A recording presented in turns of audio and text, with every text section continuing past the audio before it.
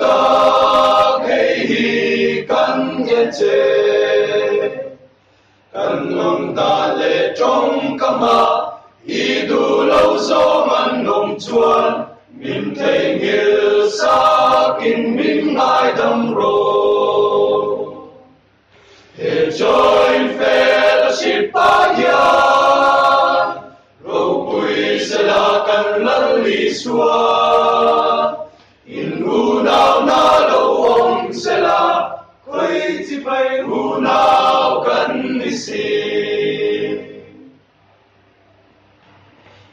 Yama Saint Thomas pel căn ruột su tin hệ ta lo nghe là hệ in to ko ma lu po mu le che căn du van ram ma kia hệ joy fellowship ya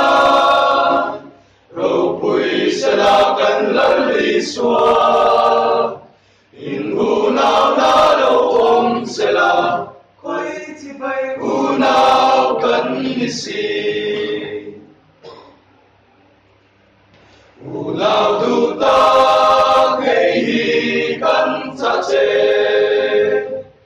hay pa to pin lal patan ke lâu bên về cắt sẽ là trong trái lệ Bible chia tay mai join fellowship yan ro pui sẽ là căn lân li xua in u nào na đâu ông sẽ là quay chỉ phải u nào cần đi xin